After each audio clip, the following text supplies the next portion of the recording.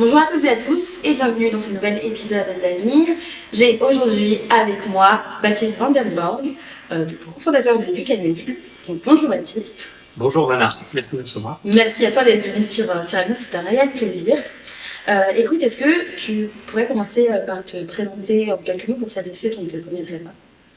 Oui, alors en quelques mots, je suis Baptiste, j'ai 30 ans et je suis cofondateur de YouCanMeet, dont j'imagine on va parler aujourd'hui un petit peu. Exactement. Écoute, au travers de ce podcast, notre objectif, ça va être d'en apprendre plus sur toi, sur YouCanMeet, sur la solution. Et puis on va discuter de divers sujets, ça va être super sympa. Mais déjà, je tenais à te féliciter YouCanMeet pour votre levée de fonds qui a eu lieu début d'année. Merci beaucoup, c'est gentil. Est-ce que tu peux nous en parler un petit peu? Comment est-ce que vous avez reçu la nouvelle? Comment est-ce que ça s'est passé? Comment vous avez présenté ça devant les investisseurs? Et quel a été l'objectif finalement de cette levée? Alors déjà, pour reprendre l'objectif de la levée, il faut savoir que nous, l'objectif de l'innovation, ça a été d'aller accroître la notoriété de YouCan et de renforcer les équipes aussi, notamment d'un point de vue marketing. Ok. Parce qu'on en manque un petit peu. Et donc c'est pour ça qu'on s'est lancé dans cette aventure de levée de fonds. Et je dis vraiment aventure parce que voilà, tu me dis un peu tu me demandes comment on a un peu annoncé la nouvelle, pris tout ça. En fait, ça a été un parcours qui a duré plusieurs mois, qui a duré quand même au total. Le vrai roadshow a duré quasiment un an. Okay. À partir du moment où on s'est dit on y va et au moment où on boucle officiellement la levée. Donc il y a plein de moments, je ne pourrais pas te sortir un moment clé, tu vois, il y a tellement de moments qui ont été importants qui en sont ressortis. Par contre, en tout cas, ça a été effectivement une vraie fierté aussi pour déjà toutes mes équipes parce que c'est un vrai travail qui n'était pas forcément, je dirais, facile en plus dans le contexte économique dans lequel on était. Oui, c'est vrai que le marché n'était pas... C'est ça, le marché était un peu particulier, un peu en tension. Alors je parle vraiment du marché en plus des logiciels, des startups, etc. C'est-à-dire que on sait que les levées de fonds de manière générale avaient diminué d'une année à l'autre. C'est ce que j'allais dire. De manière assez importante, alors que en plus nous, on partait pas gagnant entre guillemets puisque on se lance pas on s'est pas lancé dans un monde où on propose pas quelque chose tu vois, il y a pas d'IA, on fait pas un truc green tech, on n'est pas non plus dans la deep tech. Tu vois, on n'était pas trop dans les sujets un peu du moment, si tu veux, quand on a commencé à rencontrer les premiers investisseurs, les premiers fonds. Donc, si tu veux, voilà, on n'avait que notre chiffre d'affaires pour nous backer et un peu notre ambition. Voilà. Ok. Alors, on va faire un focus sur toi. Okay. Donc, pour essayer d'en apprendre un peu plus sur toi personnellement, est-ce que tu peux nous dire d'où est-ce que tu viens, où est-ce que tu as grandi, et puis finalement, comment est-ce que on est arrivé là aujourd'hui? Ok, pas facile comme question, mais enfin au début ça va. Mais en fait, alors moi j'ai grandi en Île-de-France, plus précisément dans le 95, vers Franconville. Si tu connais, voilà, si les gens oui, je connais. Je suis de l'Oise, moi. Je suis pas voilà, tu vois, je sais que je dis souvent qu'il y a le Ikea à côté, donc oui, on n'était pas. C'est un très bon repère. Très bon repère, absolument. J'ai grandi dans une fratrie en plus très sympa, enfin assez sympa parce qu'on était 4, j'ai trois frères et sœurs. Et je dirais alors par contre voilà, une enfance normale, enfin voilà, je suis allé, j'ai fait un bac STI. À l'époque, je crois que ça a changé. Et par contre, depuis tout petit, j'ai toujours été quand même... l'informatique m'a toujours passionné.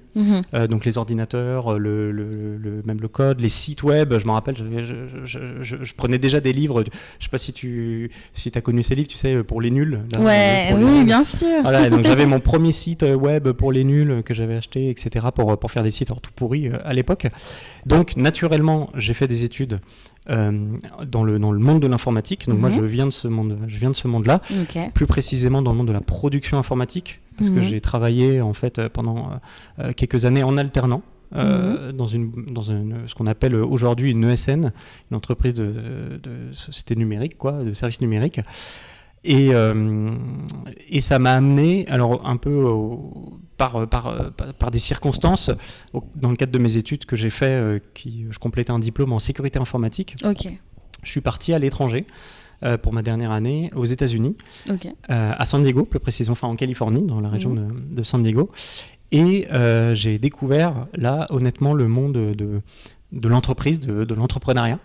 Parce que honnêtement, même si c'est quelque chose qui m'avait toujours, tu sais, un peu attiré de loin, tout ça, bah moi, déjà dans ma famille, même dans mon cercle proche, que ça soit alors aujourd'hui d'amis, j'ai personne qui s'est lancé dans l'entrepreneuriat. Okay. Tu vois, donc honnêtement, je n'étais pas prédestiné à faire ça. Et en fait, je suis allé travailler dans une start-up là-bas qui fait, alors peut-être on en parlera un peu plus tard, mais voilà, qui fait ce que je fais quasiment aujourd'hui, mais aujourd'hui je le fais en mieux. Voilà. Faut le dire, oui. En gros. Et j'ai découvert ça là-bas, et donc je me suis dit, bah écoute, j'ai envie de me lancer aussi moi dans l'aventure. Alors il y en a beaucoup qui croient que c'est en lien, tu sais, je me suis lancé en 2020, la boîte j'ai lancé en 2020. Il y en a beaucoup qui croient que c'est en lien avec un peu cette l'euphorie qu'il y a eu avec notamment qui va être mon associé sur M6. Tu vois, il y a eu plein de créations. La Cécile, je me rappelle, elle m'avait dit, il y a eu plein de créations de boîtes qui avaient doublé depuis cette émission-là. Voilà. Mais alors moi, pas du tout. Tu vois, le monde des levées de fonds, je ne sais pas ce que c'était. Tu vois, j'ai vraiment découvert tout ça pour cette première aventure. Ok.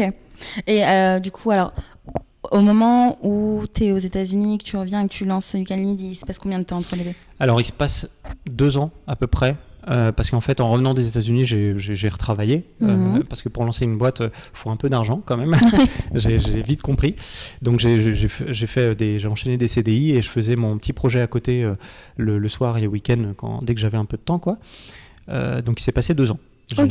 Voilà. Et You Can Lead est ta première expérience pro ? Tu t'es directement lancé ou est-ce que tu as eu quelques petites expériences avant, à part l'alternance ? Pro, par exemple, en tant que salarié, c'est ça, tu veux dire, oui. Ou dans l'aventure entrepreneuriale ? Dans l'aventure entrepreneuriale. Ah, d'accord, alors vraiment, entrepreneuriale, je dirais que c'est la vraie première. Okay. Parce qu'après, donc, j'ai été salarié. Au total, j'ai été salarié pendant 8 ans. J'ai commencé à 18 ans et voilà, j'ai en alternance au début. Puis après, j'ai fait 2 CDI. Et par contre, c'est la vraie première boîte que je lance. Alors je dis vrai pourquoi ? Parce qu'en fait, quand j'avais 18 ans, je me suis lancé un petit peu dans ça. Tu vois, j'aurais pu réussir, mais bon, ça a planté complètement. Mais voilà, ça arrive.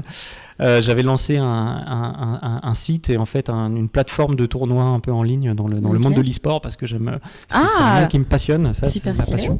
Ouais, alors j'aurais toujours voulu bien. J'imagine qu'un jour j'y reviendrai parce que c'est avant tout une des passions que j'ai. Mais voilà, c'était pas le bon timing, j'avais 18 ans, donc j'étais tout jeune, donc ça n'avait pas si bien marché que ça, donc j'ai vite retravaillé derrière, quoi. Ok, alors donc on arrive à You Can Lead. Et donc on arrive à You Can Lead là en 2020, voilà. Ok. Je lance la société en 2020. 2020, contexte Covid. Exactement, ouais, en plus, ouais. J'avais choisi, t'as raison. Faut quand même le préciser. Alors, comment est-ce que ça se passe ? Est-ce que tu t'associes à quelqu'un ? Comment vient l'idée ? Quel est le constat que tu fais pour lancer You Can Lead ? Alors, l'idée, très concrètement, elle vient des États-Unis, je m'en cache pas. C'est, en fait, j'ai travaillé dans cette start-up à San Diego, donc, qui faisait ce qu'on appelle du referral marketing, le marketing du bouche à oreille. Peut-être on y reviendra un peu après. Et donc c'est vraiment de là qu'est venue l'idée. Et en fait, initialement, je voulais m'associer avec mon ancien patron parce que je trouvais que, tu vois, il avait déjà des clients, il y avait déjà quelque chose, etc. Le seul truc, c'est que je voulais pas utiliser son système, son appli, parce qu'elle était, c'était pas fou, quoi. Tu vois, il y avait beaucoup de bugs. Voilà. Et puis moi, comme de métier, je suis très tech. Tu vois, je voulais vraiment que ça soit ma partie, quoi. Donc j'ai voulu m'associer avec lui, ça n'a pas marché, il n'a pas voulu, tout simplement. Et donc, j'ai eu la chance déjà d'avoir ma famille qui m'a aidé et qui a lancé un petit peu. Et en fait, je me suis associé au début avec mon père dans l'entreprise. Okay. Et aussi, j'ai un autre actionnaire, donc qui est encore là d'ailleurs, il n'a pas tout vendu, qui est en fait tout simplement mon premier patron. D'accord. Que je suis allé revoir et c'est lui aussi qui m'a aidé à me lancer un peu dans l'aventure et financer un petit peu le début. Ok, top. Et donc, comment est-ce que tu lances du coup You Can Lead dans un contexte où c'était un peu compliqué avec le Covid ? Ouais, alors en fait, j'avais commencé à faire le nécessaire en 2019, fin 2019, donc évidemment, j'avais pas du tout anticipé. Le Covid, très honnêtement, moi, ça m'a ralenti. Je sais qu'il y en a beaucoup que ça a accéléré, mais nous, en plus, même si on est d'ailleurs un soft, enfin, on a une appli, etc., on est finalement une appli très, très humaine. Enfin, on parle de bouche à oreille, on parle de mise en relation, etc. Donc, il y a quand même beaucoup de physique. Et puis surtout, moi, les clients que j'adresse, alors c'est dans ce contexte-là qu'on se rend compte, j'imagine un peu aujourd'hui, c'était dans l'immobilier. Aussi, qui ont connu justement une période un peu bizarre, même si je sais qu'ils ont eu des très belles années derrière, sur les années 2021-2022. Ouais. Mais je sais qu'au début, personne ne savait à quoi s'attendre. Donc, personne voulait oser lancer des nouveaux trucs, etc. Donc, de par mes clients et de par aussi peut-être notre inexpérience au début dans l'aventure, ça nous a un petit peu ralenti, mais ça m'a permis aussi de me focus sur le produit. Donc en fait, pendant toute la première année, on n'a pas fait de chiffres. C'était vraiment une année où on a fait du dev. Vraiment, on s'est concentré sur le produit, etc. Donc j'ai envie de te dire, j'ai pas, moi, sinon, ressenti plus que ça le Covid, si ce n'est que j'étais à la maison tout le temps, quoi. À travailler, Exactement, Voilà. Ok. Alors, qu'est-ce que You Can Lead? Parce que c'est vrai qu'on parle de ça depuis tout à l'heure, mais est-ce que tu peux nous présenter You Can Lead, la solution? Dis-nous tout. Alors, en un mot, You Can Lead, c'est permettre à des professionnels de tirer profit de leur satisfaction client pour la transformer en recommandation client. Okay. Vraiment. Donc, d'activer en fait ce bouche à oreille et de le rendre tangible et surtout durable. Donc plus concrètement, qu'est-ce que c'est ? C'est une application mobile sur laquelle des professionnels vont aller inscrire alors principalement leurs clients, d'accord, qui peuvent être leurs parrains, mais aussi ils vont inscrire pourquoi pas des prescripteurs, des apporteurs d'affaires un peu plus professionnels, quoi. Et donc ces gens-là, qu'on appelle des ambassadeurs, vont utiliser l'application pour faire des mises en relation, donc pour mettre en relation leur réseau avec ces entreprises, d'accord ? Okay. Et la finalité, c'est que si la mise en relation aboutit, eh bien ça donne une récompense en cash. Ça, c'est la nouveauté, c'est qu'on a fait un système on a fait une plateforme de paiement qui permet de verser des récompenses monétaires que l'ambassadeur va pouvoir, alors, soit toucher sur son compte bancaire, verser sur son compte bancaire directement, ou alors le donner à une association à but non lucratif de son choix, c'est elle qui choisit. Elle peut même référencer une des assos de son quartier, par exemple, si elle veut faire du parrainage solidaire. Nous, c'est ce qu'on appelle parrainage solidaire, qu'elle peut faire directement sur l'application. Ok, c'est top. Voilà. Merci. C'est génial. C'est génial. J'aime beaucoup le concept de choisir le reversement de la récompense, et c'est une alternative un peu au chèque cadeau, du coup, finalement. Ah, complètement, ouais, absolument. C'était historiquement les chèques cadeaux qui ont toujours alimenté, je dirais, les programmes de parrainage traditionnels. Et alors moi, j'ai toujours trouvé ça très bien, les chèques cadeaux. Sauf qu'en réalité, pour les professionnels, le chèque cadeau, c'est pas un facteur de motivation réel. C'est-à-dire que c'est une attention. C'est comme un dîner qu'on paierait ou une bouteille de champagne, tu vois, qu'on offrirait, par exemple. Donc c'est bien, mais ça va jamais créer de la recommandation de facto. Je vois. Donc nous, l'idée, ça a été plutôt de retourner un peu le système et de dire, en fait, que moi, c'est ma conviction, en fait, c'est que tout le monde fait des mises en relation, naturellement. C'est très humain de recommander à ses proches un professionnel, etc. Mais les gens le font souvent gratuitement. Voilà. Et c'est pour ça que je ne mets pas les chèques cadeaux, parce que ça, c'est vraiment juste une attention, mais ils le font assez naturellement et gratuitement. Et moi, en fait, notre conviction, c'est que les mises en relation, on aimerait que les gens, c'est notre mission, c'est de faire comprendre aux gens, et j'entends à tout le monde, aux particuliers, que ça a de la valeur, que les entreprises en fait achètent du lead, et que cette valeur, et quand je dis que ça a de la valeur, c'est pas forcément une valeur purement pécuniaire, tu vois, que c'est quelque chose à toucher sur un compte bancaire, mais que ça peut aussi faire une bonne action avec le parrainage solidaire, justement, pour refaire le lien. Tu vois, c'est de dire, moi, naturellement, par exemple, je vais prendre mon exemple, tu vois, comme ça, je risque de froisser personne. Je fais naturellement aussi des mises en relation, tu vois, pour des amis, pour des services et tout que j'apprécie. Et moi, j'adore les animaux, tu vois, j'adore les chiens et les chats, etc. Et en fait, je fais jamais de dons, parce que je sors jamais d'argent comme ça, tu vois. Peut-être naturellement, c'est pas bien, mais voilà, j'ai pas le réflexe. Par contre, ce que je fais, c'est que je me dis maintenant, dès que je fais une mise en relation, dès que je pense, tu vois, j'avais un ami qui voulait vendre sa voiture il y a pas longtemps. Ouais. Je dis, attends. je vais te mettre en relation avec un concessionnaire qui s'était occupé de ma voiture. Il est top et tout. Et en plus, si tu passes avec moi pour cette mise en relation là-dedans, on va pouvoir aider l'association qui vient en aide aux chiens abandonnés dans le 95, tu vois. Okay. Et je me dis, comme ça sert pas à rien. Tu vois, je dis, non seulement, toi, c'est gagnant parce que tu vas avoir un professionnel qui est top, c'est gagnant pour le professionnel parce que lui, il reçoit une affaire, mais c'est aussi gagnant pour l'association qui va être financée grâce à juste une mise en relation. Ok, c'est top. Voilà. Et alors, comment est-ce que vous rémunérez avec quel est votre business model? Comment est-ce que vous faites votre rémunération? Alors, nous, c'est l'entreprise qui paye pour être référencée sur l'application YouCan. Donc, elle paye un abonnement qui est sans engagement, mais qui démarre à 150 € par mois. Et ensuite, il y a aussi faut le savoir, notre modèle économique ne repose pas dessus, mais il y a aussi des frais qui sont pris sur le parrainage, sur les primes de parrainage qui sont versées. Okay. Par exemple, un professionnel donne 100 € pour une affaire, il va payer 105 € parce qu'il y a 5 € qui sont notamment redistribués à notre partenaire de paiement pour faire la transaction. Voilà. Ok, top. Au niveau de votre équipe aujourd'hui, vous êtes combien chez You Can Lead? Et est-ce que tu peux nous expliquer un peu comment est-ce que l'équipe s'est construite?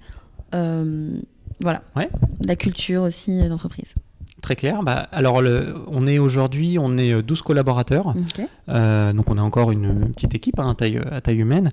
L'équipe s'est vraiment construite à partir de 2022, 2023 même, je dirais, fin 2022-2023. Okay. C'est-à-dire qu'on a vraiment commencé à générer du chiffre, à avoir nos premiers clients, parce que comme tu l'as dit tout à l'heure en introduction, la levée de fonds est arrivée en fait je ne sais plus si tu l'as dit, mais je le reprécise, la levée de fonds est arrivée en novembre 2023.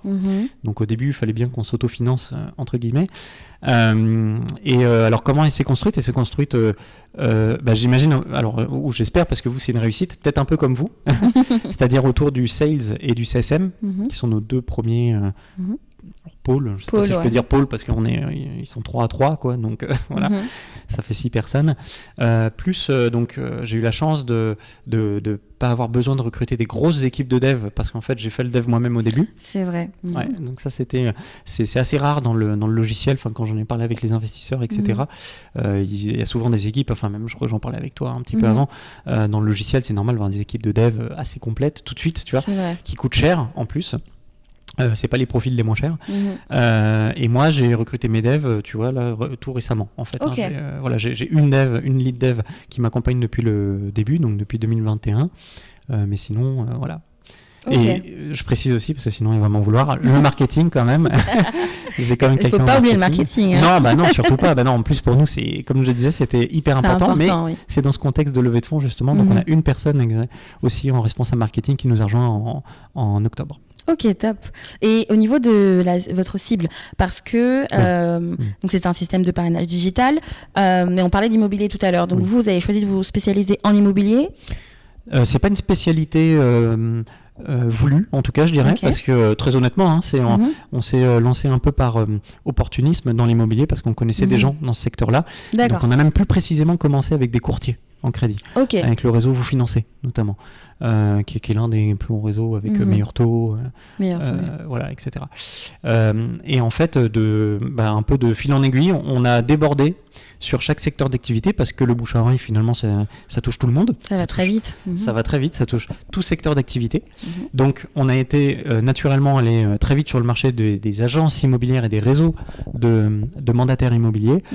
Et après, tout ce qui est autour de la maison. Donc, on allait sur les constructeurs, puis après, on est allé pas mal aussi sur le monde de la cuisine, de la rénovation, de tout ce qui est énergie renouvelable aussi, un petit peu, tout ça. Donc, aujourd'hui, on adresse une vingtaine de secteurs d'activité, sachant que le monde de l'immobilier représente encore une grosse partie, ça fait à peu près 50% de notre chiffre d'affaires. Mais on n'a pas de vocation à se spécialiser dans tel ou tel secteur. Je dirais le seul critère pour qu'une entreprise tire réellement profit de notre application, c'est surtout qu'elle puisse donner des récompenses assez motivante, tu vois, c'est-à-dire on parle vraiment de plusieurs centaines d'euros pour une mise en relation. Donc, par exemple, tout ce qui est, tu vois, restaurant, retail, e-commerce, tout ça, où c'est des petits paniers moyens, ça va pas être forcément adapté à notre mode de fonctionnement. Mais par contre, dès qu'il y a des paniers moyens plus élevés, tu vois, dès qu'il y a des paniers moyens plus élevés où ils peuvent se donner du coup des centaines d'euros de récompense, là, dans ce cas-là, nous, on peut intervenir pour ces professionnels-là. Ok. Alors, on va rentrer un peu plus en détail dans l'application et son fonctionnement. Ok. On est d'accord, vous êtes uniquement une appli mobile, c'est pas un logiciel SaaS, vous n'êtes pas sur... Non, vous n'êtes pas sur ordinateur. Si. Alors, il y a les deux. En fait, c'est une bonne question. Tu as raison. Et je connais un petit peu, donc je pourrais répondre. En fait, on a l'application mobile, c'est la partie qui est dédiée vraiment aux ambassadeurs. Donc, pour celui ou celle qui va faire la mise en relation. Et suivre sa mise en relation, toucher ses fonds sur le compte bancaire, etc. Ça, c'est notre produit, c'est sur l'application. Ensuite, on a effectivement un produit qui est en mode SaaS. Donc, c'est une plateforme web, c'est un logiciel qui, lui, est destiné aux professionnels. Et c'est notamment dessus qu'il va aller piloter son programme de parrainage pour faire les actions, pour faire recevoir les mises en relation et notamment faire les paiements aussi via notre plateforme de paiement intégrée qui est sur le logiciel. Ok, top. Et est-ce que tu peux nous parler des fonctionnalités, des top fonctionnalités de You Can Lead ? Alors, en fait, ce qu'on a vraiment réussi à faire pour les programmes de parrainage, c'est qu'on a réussi à découper les fonctionnalités sous forme de parcours client. Parce qu'en fait, finalement, on s'est rendu compte que le parrainage, c'était un peu une finalité, mais il y a plein de moyens d'arriver au parrainage. Et je m'explique. On a construit des briques fonctionnelles, par exemple. On a construit une brique fonctionnelle de satisfaction client. Donc, en fait, on a un produit qui permet d'aller collecter la satisfaction client de son réseau, à savoir prendre le NPS, tu sais, donc je sais pas si j'ai besoin de le préciser, mais... Comme tu veux. Alors, nous, chez Télescope, on l'utilise. Voilà, j'imagine. Pour notre audience. C'est ça, parce que je voulais pas... J'imagine que vous connaissez très bien le NPS, mais en gros, voilà, c'est tout simplement aller mesurer un score de moins 100 à plus 100 en posant une question simple à ses clients qui est, voilà, de 0 à 10, seriez-vous prêt à nous recommander à votre entourage? Est-ce que vous nous recommanderiez à votre entourage? Et selon la note que le client répond, donc s'il donne par exemple 9 ou 10, on va aller identifier cette personne-là comme étant ce qu'on appelle dans le NPS un promoteur, et donc dire que lui, il va être, du coup, je ne sais pas si tu vois le cheminement jusqu'au parrainage, mais ok, lui, il va être potentiellement à même d'être un très bon ambassadeur, puisqu'on sait déjà à ce stade-là qu'il veut nous recommander. Donc ça, c'est une première brique fonctionnelle qu'on a fait. On allait aussi naturellement sur l'avis client, parce qu'une fois qu'on a notre client satisfait, en fait, c'est un client qui peut déjà nous déposer un avis. Un avis, oui. Exactement, parce que on sait qu'il sera positif, forcément.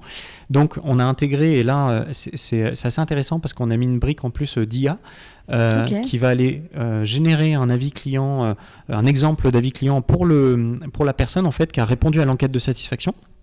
Parce que comme ça, on s'est rendu compte que, paradoxalement, c'est les clients satisfaits qui déposent le moins d'avis. Tu vois ce que je veux dire ?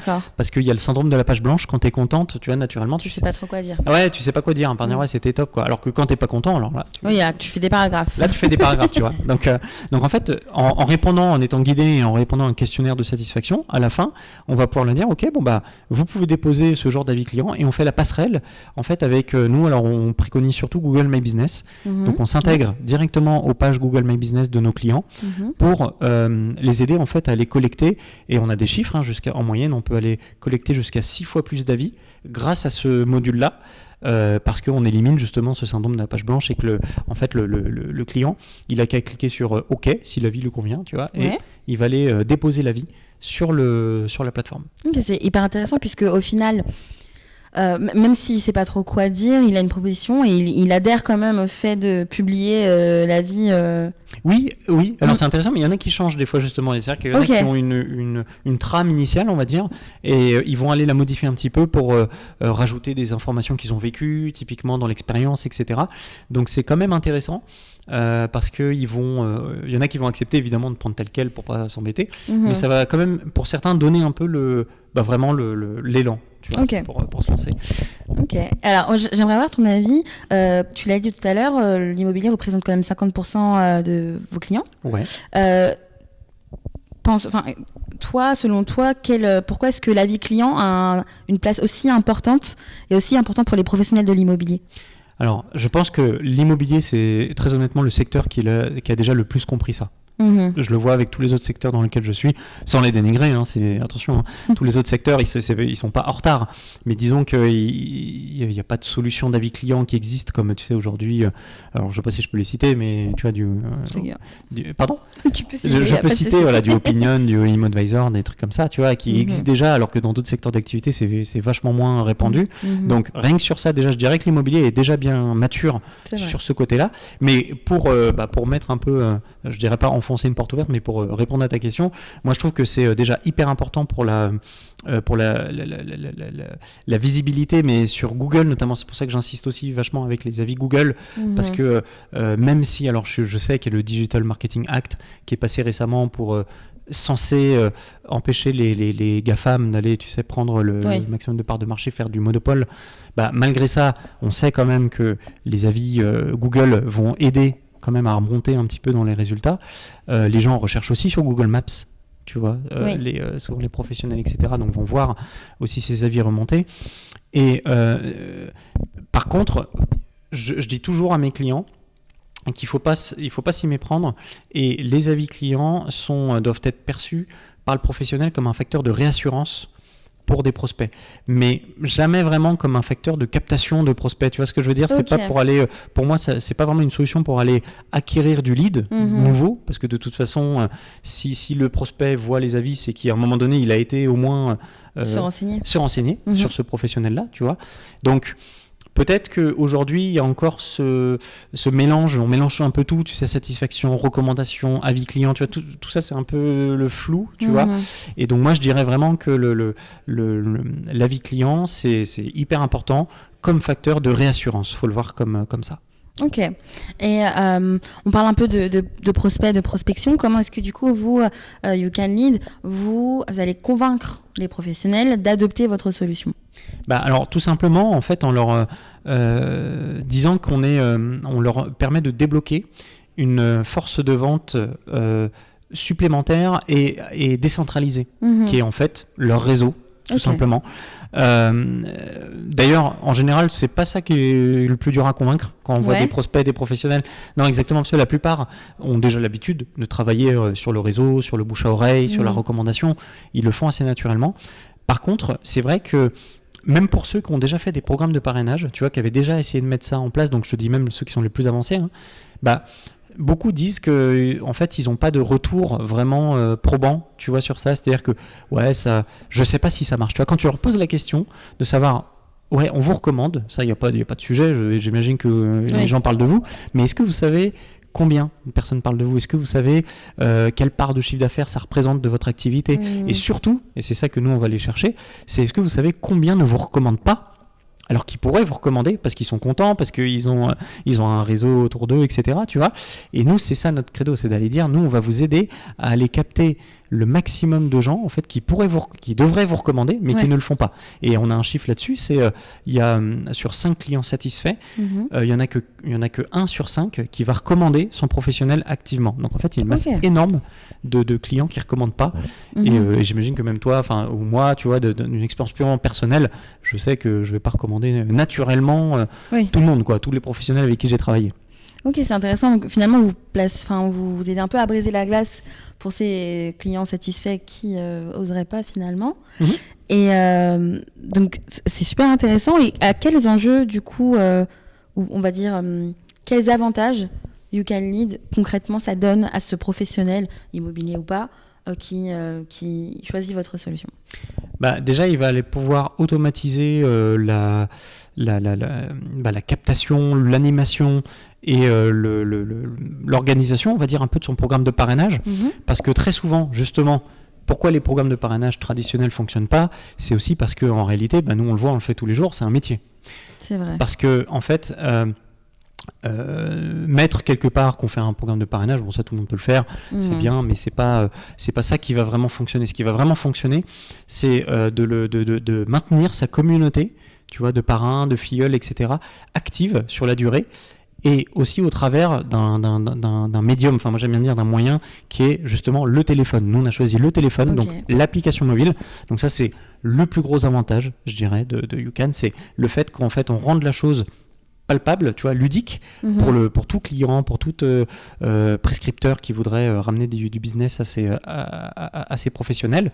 Et en plus, alors vu qu'on parlait de motivation, parce que dans un programme de parrainage, ce qui est très important, c'est la motivation, au-delà de l'animation, on permet aussi à des pros d'aller rémunérer donc des particuliers directement sur l'apport d'affaires. Et ça, c'est quelque chose qui était pas, alors qui est possible légalement, si tu veux, qui est possible légalement. Mais c'est une usine à gaz, hein. C'est-à-dire que moi je peux dire aux professionnels, il faut en gros faire des contrats d'apporteurs, il faut aller faire des déclarations aussi, parce qu'évidemment, on est en France, donc c'est normal, tout euro gagné est déclaré, donc il faut que le professionnel il se doit de tenir certaines obligations fiscales et sociales s'il fait un programme de parrainage avec du cash. Donc nous on vient lui éliminer tout ça, le prendre en charge, hein, c'est-à-dire que ça disparaît pas, mais c'est nous qui le prenons en charge pour soulager le professionnel. Ok. Et j'ai une question, est-ce que tu te rappelles du premier client ou du premier professionnel qui a choisi YouCan Lead ? Est-ce que tu t'en rappelles ou est-ce que ça... Ah oui, bien sûr. Enfin, je sais pas si c'est rigolo. Non, c'est une question. Enfin, je suis curieux. C'est une question peut-être que tu poses à d'autres entrepreneurs et il y en a un qui te dit que non, qu'il ne se souvient pas de son premier... je la pose pas tout le temps. Là, ça m'est venu. C'est pas arrivé encore qu'on me dise non. Ouais, c'est ça, parce que je trouve que le premier client, il est tellement important. Ouais, je trouve qu'il est tellement important. Enfin, en tout cas, moi, je le ressens comme ça. En tout cas, notre première cliente, qui était une courtière, qui avait une belle agence sur Maison Lafitte, justement, dans le réseau vous financez. Elle a été, en fait, elle a été clé dans notre réussite aussi. Ah ouais, vraiment, je sais que j'y vais un peu fort, mais parce que j'insiste, et puis c'est normal. Elle nous a vraiment aidés parce que elle a été en fait l'une des, vraiment le moteur de l'application pour dire tout ce qui peut-être pouvait l'aider. Tu vois, on a vraiment presque co-construit l'application grâce à elle. Et en fait, alors je vais même inclure, si tu me permets, tous les premiers clients. C'est-à-dire que j'élargirai la question. Tu vois, je me rappelle de tous mes 50 premiers clients, tu vois, je dirais. C'est quand même voilà, c'est moi qui les ai traités au départ, etc. Donc, c'est grâce à eux, vraiment, qu'on s'est lancé. C'est eux qui nous ont fait confiance. Tu vois, en plus, sur une solution où nous, on arrive, et on n'a pas de track record, on n'a pas de... Tu vois, en plus, on arrive sur un concept un peu nouveau. Donc pour moi, non, je m'en souviens très bien. Ok, c'est une belle histoire. Merci. Écoute, ça, j'adore. On va revenir un peu sur toi plus personnellement. Okay. Du coup, donc... c'est vrai que vous êtes encore une équipe assez, on va dire, jeune. Comment est-ce que toi, tu balances un peu entre ta vie pro, ta vie perso, du coup, entre YouCan Lead et ta vie en tant que Baptiste, dans un cadre plus quotidien, on va dire? Écoute, honnêtement, je sais pas s'il y en a qui arrivent à faire la balance vraiment entre les deux, c'est-à-dire couper, tu vois, la vie pro, la vie perso.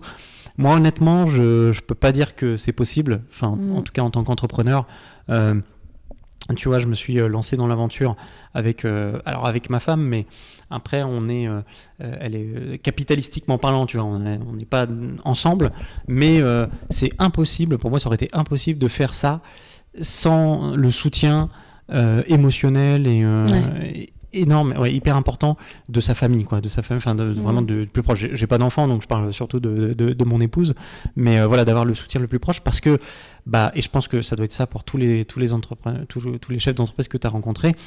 Tu te lèves, tu penses la société, et tu te couches, tu penses la société, et il n'y a pas de vacances. Alors après, je veux pas faire, tu sais, celui qui dit je travaille c'est dur, je travaille de 8h à 20h, etc. parce que c'est pas vrai. Enfin, moi, je pense que c'est pas vrai, quoi qu'on dise, dans le sens où on vit ce qu'on aime, tu vois. Je travaille, je le ressens pas comme si c'était, tu vois, un travail salarié que je ferais de 8h à 20h, tu vois ce que je veux dire. Donc même s'il n'y a pas de vacances, etc., c'est pas le sujet de dire c'est dur. Oui, c'est dur, mais pour moi, il faut que les deux vont ensemble, quoi. Il faut que la vie perso et la vie pro soient mélangées dans l'aventure entrepreneuriale, quoi. Et, tu parlais de ta passion pour le e-sport tout à l'heure. Est-ce que c'est quelque chose que tu fais peut-être un peu toujours à côté, ou est-ce que... Non, c'est vrai. Ouais, c'est vrai que ça mérite quelques sacrifices, t'as raison. C'est vrai que non, ça fait très longtemps que j'ai pas joué, enfin depuis que j'ai lancé l'aventure, quoi. De toute façon, j'étais pas un bon joueur, donc de toute façon, j'avais pas de carrière dans l'e-sport, donc sinon je serais pas là. Mais non, j'ai dû couper un peu effectivement tout ça. Donc je le suis toujours avec vachement de recul, tu vois, beaucoup de recul, toujours de loin, mais c'est plus une activité à temps plein, quoi. Ok. On va se projeter plus vers l'avenir maintenant, comme le nom de notre podcast, Super Transition. Quels sont les projets à court, moyen, long terme de You Can Lead pour l'avenir? Si on a le droit, bien sûr, de les connaître. Oui, bien sûr. Je dirais que des choses, des choses publiques, absolument. De toute façon, il n'y a rien à cacher. Nous, notre ambition, c'est de continuer à faire de la croissance sur le marché du parrainage en France, déjà. Sachant que, comme je le disais, moi, l'objectif ultime, c'est vraiment d'en faire un réflexe YouCan, tu vois, de se dire, dès qu'un particulier se dit je veux faire une mise en relation, je pense, alors dans l'idéal YouCan, mais en tout cas je pense que ça a de la valeur, donc je le fais pour une asso ou pour de l'argent, voilà, en quelque sorte. Et pour être plus concret, on a, je dirais pas qu'on est en croisière, mais on a recruté une équipe, notamment marketing avec la levée de fonds. Donc on va pour l'instant rester sur le volume qu'on a, sur la taille de l'équipe qu'on a, etc. Donc il n'y a pas de gros recrutements qui sont prévus sur l'année à venir. Par contre, on a en petite info, on a l'ambition d'aller retourner sur le continent nord-américain. Ok. En fait, comme on vient, enfin, je viens de là-bas dans le sens business, tu vois, je sais que c'est un marché, le marché du referral, il est 10 fois plus gros à peu près, tu vois, que le marché français, rien qu'en nombre de professionnels. C'est vrai. En plus, le marché est plus mature aussi dans le mindset de faire du referral. Ouais, c'est ce que j'allais dire. Est-ce que c'est pas aussi un peu culturel? Ah si, complètement. Ouais. Ah non, mais tu dirais ça et tu aurais entièrement raison. C'est très culturel. C'est pas, il y en a beaucoup qui pouvaient le voir comme un frein au tout début. Et preuve en est que non, finalement ça va. Et puis en fait, on est quand même occidentaux. Ouais. Ah oui, et au début, on pourrait même se dire, enfin, les gens pouvaient penser que justement, quand c'est lancé en France, tu vois, le mindset français de faire de la mise en relation, monétisée, etc., ça pouvait être un frein, alors que pas du tout. En réalité, enfin, preuve en est aujourd'hui que, en fait, c'est finalement, on est quand même on est des occidentaux, donc on a quand même quelques codes qu'on reprend des États-Unis, puis en plus sur pas mal de marchés, tu vois, typiquement l'ubérisation, tu vois, pareil, il y a 15 ans, 10 ans, tu vois, tu te dirais, bon, est-ce que ça va un concept qui marchait en France, alors qu'aujourd'hui c'est devenu dans les mœurs, c'est rentré dans les mœurs, vraiment. Donc évidemment, c'est sûr que c'est un sujet culturel, et c'est pour ça que nous, dans le cadre de l'expansion, pour aller plus vite, le premier marché auquel on pense, c'est naturellement les États-Unis, parce que c'est celui qui est effectivement le plus mature. D'ailleurs, tu vois, on a quelques concurrents directs en France, mais ça se compte sur les doigts de la main, alors qu'aux États-Unis, tu as une dizaine de concurrents qui sont déjà implantés, bien implantés sur le marché. Tu as déjà la boîte dans laquelle j'ai travaillé moi, et puis tu en as une dizaine d'autres qui sont des belles boîtes, qui réussissent déjà à faire à se partager bien les parts de marché. Mais comme c'est un marché qui est le marché du referral, je parle vraiment le marché du parrainage, c'est un marché qui affiche une belle croissance. On a fait une étude de marché il n'y a pas longtemps. C'est encore océan bleu, quoi. Il y a encore beaucoup de parts de marché à prendre sur les 5 prochaines années. Ok. Et justement, ça te fait pas un peu peur le fait que justement il y ait déjà plein de concurrents là-bas? Non, alors c'est une bonne question. Honnêtement, au contraire, moi ça me stimule déjà, parce que je trouve que c'est plus intéressant d'aller aussi sur un marché où on peut aller se défendre contre d'autres solutions. Et en plus, on a de quoi se défendre. C'est-à-dire que on a vérifié avant de valider tout ça avec mes actionnaires, mes investisseurs, pour faire une découverte du marché US. On a surtout fait un benchmark concurrentiel. Et on a vu que sur nos concurrents, déjà, il y en a très peu qui proposent de le faire via une appli mobile. Donc ils sont encore à l'ancienne, et c'est normal, tu vois, parce que c'est des vieux acteurs, ils sont installés depuis une dizaine d'années, donc ils le font à l'ancienne avec des pages d'affiliation, du web, etc. Donc c'est encore un peu archaïque. Et puis on a, comme je te le disais un peu plus tôt, une approche assez inédite, nous, du parrainage, parce que on fait pas, évidemment, nous, on est une solution de parrainage, mais en fait, on est une suite d'outils qui amène vers ça, tu vois, donc la satisfaction client, les briques. Voilà, exactement, pour aller convertir tout ça de manière beaucoup plus efficace. On avait aussi une extension Chrome, enfin, tu vois, je veux dire, on a pas mal de petites briques comme ça fonctionnelles pour aller maximiser le nombre de parrains et renforcer l'efficacité d'un programme de parrainage. Et ça, c'est des choses que très peu de concurrents font sur ce marché-là. Donc j'ai hâte d'aller un peu me frotter à ces gens-là. Et est-ce que l'Europe, du coup, pour l'instant, on reste en France ? Oui, alors l'Europe, c'est vrai qu'on pourrait penser à l'Europe d'abord. Je sais pas si je peux partager cette information, mais honnêtement, c'est pas nous tirer une balle dans le pied, mais je trouve que l'Europe, tu vois, même pour des confrères ou concurrents à moi, je trouve que c'est pas un marché intéressant. Ok. Parce qu'en fait, c'est 27 petits marchés, en réalité. Quand on prend vraiment le parrainage, tu vois, nous on a, comme on fait des récompenses en cash, il y a forcément une législation qui rentre en jeu. Donc, tu as une histoire de législation, puis en plus, tu as autant de langues que de pays. Donc, à traduire, c'est 27 fois plus compliqué, etc. C'est vrai. Donc, c'est plus difficile. Mais nous, effectivement, la chance qu'on a, c'est que le marché nord-américain, c'est celui qui est le plus naturel, le plus logique à aller adresser quand tu es je trouve quand tu es un logiciel, une boîte de logiciels de manière générale, parce que tout de suite, tu vas t'adresser à des très grosses, à une profondeur de marché qui est telle, tu vois, que tu peux, tu vois, l'investissement vaut le coup. Par contre, je pense que c'est aussi le marché le plus difficile à aller pénétrer.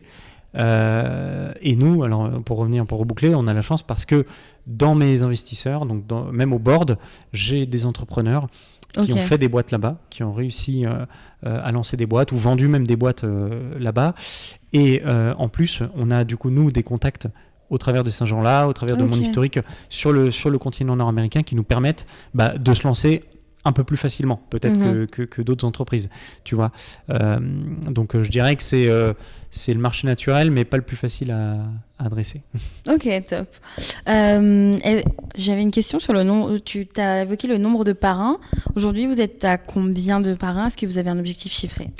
Non, alors je t'ai évoqué le nombre de parrains. Oui, tu as dit pour avoir un plus grand nombre de parrains. Ou alors c'est moi qui... Ah oui, non, alors je communique pas trop, enfin on peut communiquer sur le nombre de parrains qu'on a d'ambassadeurs sur l'application, mais c'est vrai que c'est pas un chiffre très pertinent. Okay. Pour la simple et bonne raison qu'en fait, chaque professionnel va gérer son programme de parrainage à sa manière. Oui, et je m'explique, en fait, tu as des pros qui vont avoir une dizaine de parrains, tu vois, et même d'ambassadeurs, je dirais, parce qu'ils ont en fait, ils vont aller vraiment sélectionner, tu vois, leurs apporteurs d'affaires sur plein de critères, et ce qui fait qu'ils vont avoir des super parrains, tu vois, des gens qui vont faire des dizaines et des dizaines de mises en relation par an. Et t'en as d'autres qui vont faire plus large, un peu plus traditionnel, où ils vont aller capter 100, 200 parrains, tu vois, dans leur programme de parrainage. Donc en fait, ça dépend vraiment de comment veut faire le professionnel. Donc nous, c'est pas une métrique qu'on suit, donc on se donne même aucun objectif sur le nombre d'utilisateurs, de parrains, etc. qu'on aura sur l'application. Par contre, on a plusieurs chiffres assez clés et qu'on garde constant et qu'on garde vraiment en ligne de mire. C'est garder la transformation déjà. Donc le taux de conversion des mises en relation qui sont apportées. Et sur YouCan, c'est 1 affaire sur 3 est convertie via l'application. Ce qui est énorme quand tu prends les autres canaux traditionnels où tu es plutôt sur 1 sur 50, 1 sur 100. Mais c'est des très bons canaux, attention. C'est juste pour dire que nous, on va vraiment viser le qualitatif. Et aussi, on va, nous, surtout, suivre la rentabilité. Nous, vraiment, notre fer de lance, c'est de dire on est un logiciel qui est hyper héroïste, d'accord, qui va vraiment être axé sur la rentabilité. Ce qui est une chance. Alors, bon, des fois, c'est un revers, hein, parce que du coup, c'est plus facile à mesurer, tu vois, pour un professionnel. Mais nous, heureusement, c'est des programmes très rentables que nos clients font. Donc, pour 1 euro investi dans YouCan, ils vont générer en moyenne 8 euros de chiffre d'affaires. En moyenne. Et dans l'euro d'investissement, j'inclus bien entendu l'abonnement, les frais de transaction et même les primes de parrainage en elles-mêmes, tu vois, qui reversent à leurs ambassadeurs. Donc c'est vraiment purement argent, si on parle que d'argent, c'est déjà hyper rentable pour eux. Et je te parle même pas après derrière du gain de temps, du confort de gestion, etc. Donc ça c'est un chiffre qu'on va essayer d'améliorer encore, parce que 1 pour 8 c'est bien, mais on a des pros qui ont du 1 pour 30, tu vois, en rentabilité. Donc je sais qu'il y en a qui tirent même hyper haut la moyenne, donc on veut plutôt aller vers ce genre de chiffres, tu vois, pour montrer que en fait le parrainage c'est le meilleur canal d'acquisition pour trouver des clients pour beaucoup de professionnels. Ok. Alors, on va terminer avec une dernière question. Rien à voir avec tout ce qu'on vient de dire. Okay. Assez philosophique, voilà. tu verras. Je vais essayer de... Non, n'aie pas peur. Alors, ma question, c'est quelle est ta vision de l'avenir ? Alors, je précise, c'est très large, mais sur, par exemple, notamment avec You Can Lead, d'un point de vue entrepreneur, d'un point de vue juste d'homme, voilà, qui a des ambitions, qui a une vision des choses. Quelle est ta vision de l'avenir ? Après, on ressortira ça dans 5 ans, c'est ça, pour comparer. C'est pour ça que j'ai la pression. Attention. Non, je rigole, tu peux t'exprimer très librement. Ouais, non, c'est gentil, j'imagine. Mais alors, avec vraiment beaucoup d'honnêteté, je peux pas dire... tu vois, que dans 5 ans je suis là, tu vois. Pour moi c'est très difficile, et puis c'est en plus pas très, c'est important pour moi l'humilité, tu vois, quand même, de se dire voilà, faut aussi se rendre compte de, tu vois, peut-être de ce qu'on peut être vraiment. Il y a une différence entre ce qu'on est capable de faire, mais il y a tellement de facteurs extérieurs pour moi. Tu vois, tu parlais tout à l'heure de Covid, de tout ça, donc où pour moi j'ai beaucoup de mal à dire voilà, c'est sûr, je suis là dans le temps. Par contre, c'est pour ça je me dédouane comme ça, tu vois. Moi, mon ambition, c'est sûr, j'ai vraiment envie de faire prendre conscience à un maximum de gens, tu vois, et même aujourd'hui c'est déjà suffisant, mais j'aimerais en faire prendre conscience à encore plus de gens, que vraiment le bouche à oreille, tu vois, la mise en relation qui existe depuis la nuit des temps, pour moi c'est une valeur mais énorme, tu vois, c'est une valeur énorme, et il y a, je sais pas pourquoi, mais beaucoup de gens qui s'en rendent pas compte, et je te dis ça m'énerve, même dans ma famille, tu vois, des fois je me rends compte à des repas, des trucs comme ça et tout, qu'il y en a qui, tu vois, j'ai des gens qui vont faire des mises en relation comme ça, naturelles, gratuitement, tu vois, je reprends le mot gratuitement, pour aider, enfin c'est bien, tu vois, c'est top, mais je trouve ça dommage, en fait, je me dis, mais on pourrait tellement en faire quelque chose, vu que cette mise en relation a de la valeur, et que ça touche tout le monde, tu vois. Clair. Donc c'est juste énorme, tu vois. Pour moi, c'est une mission peut-être impossible un peu que je me suis mise, tu vois. Mais et puis en plus, j'ai la conviction que je pourrais jamais y arriver tout seul. C'est-à-dire que c'est pour ça que je te disais tout à l'heure que je suis toujours content qu'il y ait de la concurrence, qu'on ait des confrères. J'aime bien quand même appeler ça comme ça, parce qu'en fait, on a tous, j'imagine, la même mission, c'est de généraliser un peu le parrainage et de créer un réflexe. Voilà, j'aimerais bien que on puisse créer le réflexe vraiment de mise en relation égale une bonne action, par exemple avec le parrainage solidaire, ou quelque chose où ça peut nous aider personnellement, par exemple pour finir les fins de mois. Tu vois, c'est aussi quelque chose où aujourd'hui, dans une période un peu compliquée, tu vois, inflationniste, le pouvoir d'achat est hyper important. Tu vois, donc rien que ça, déjà, ça aide vachement de recevoir 100 euros. Ouais, c'est ça, ça paye un plein d'essence, ça peut payer une partie des courses. C'est quelque chose de concret, tu vois, c'est pas de la surconsommation. Alors, je me fais pas l'ennemi des chèques cadeaux et des trucs comme ça. Attention. Hein. Non, je précise, parce que des fois, on peut me reprocher ça, parce que je suis un peu incisif là-dessus, mais moi, c'est vrai que ça m'avait toujours un peu agacé, les programmes de parrainage avec des chèques cadeaux. Tu vois, c'est quelque chose où j'ai toujours trouvé ça, où ça poussait à la surconsommation, tu vois, des choses dont tu n'as pas besoin. Et je te dis ça parce que c'est du personnel. C'est-à-dire, on me donnait des chèques cadeaux. Bon, bah, ok, je vais aller chez Cultura, je vais aller chez la Fnac et tout. Puis, je vais acheter un truc pour me faire plaisir. Ouais, c'est cool. Sauf que d'ailleurs, la plupart du temps, tu te rends compte qu'en fait, il te manque un petit peu parce que tu as vu une enceinte Bose qui est super. Donc, tu vas aller rajouter de l'argent. Donc, en plus, tu repères de l'argent, en réalité, pour un truc que tu n'aurais pas fait si tu n'avais pas eu ce chèque cadeau. Donc, je veux aussi un peu changer les normes avec ça. Et alors, après, je ne sais pas si ça répond exactement à la question, parce que tu disais après d'un point de vue plus humain, je veux dire, Ça répond en soi. Je pense que ta réponse est très naturelle, donc c'est à toi de voir si ça te satisfait ou pas. Je pense avoir fait le tour. En tout cas, je dirais que moi, ce qui est sûr, c'est que je me reverrai plus jamais dans le retourner en arrière et dans le monde du salarié, qui est très bien, tu vois, mais de revenir. En tout cas, pour moi, je sais pas dire encore si j'ai envie de relancer des nouvelles entreprises, tu vois, demain, parce que c'est quand même assez, c'est tellement prenant que je trouve qu'il faut que ça vienne du cœur, quoi, tu vois, vraiment. Donc, tu vois, je me vois pas être comme beaucoup. Il y en a qui sont des serial entrepreneurs, tu vois, ils font une idée. Dans mes investisseurs, d'ailleurs, je trouve ça génial.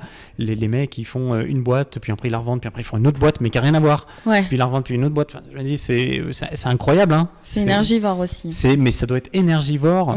Et alors non, je voulais pas dire ça énergivore dans le sens péjoratif du terme. Non, mais oui, il en faut quand même. Il en faut quand même, et je trouve que moi j'ai vraiment envie de faire d'abord quelque chose qui nous tient vraiment à cœur, avoir une vraie mission, quoi. Au-delà de l'aventure entrepreneuriale, c'est aussi faire quelque chose pour moi qui aide les gens vraiment sur le terrain. Moi, il n'y a rien de mieux, c'est pour ça que je me souviens de tous mes premiers clients, c'est de les voir sur le terrain fonctionner avec notre produit. Je me dis, il n'y a pas mieux comme gratification de savoir qu'on a aidé des pros et on a fait gagner de l'argent en plus à des particuliers. Voilà. Donc, Mais écoute, merci beaucoup Baptiste. Merci Vanna. C'était un super moment et merci d'avoir partagé toute ton expérience, ton expertise et toutes ces anecdotes. C'est gentil. Je te souhaite tout le meilleur et à You Can Lead aussi. C'est très gentil. On espère vous revoir très bientôt. Avec grand plaisir. Merci pour ton invitation. Merci à Télescope. Merci.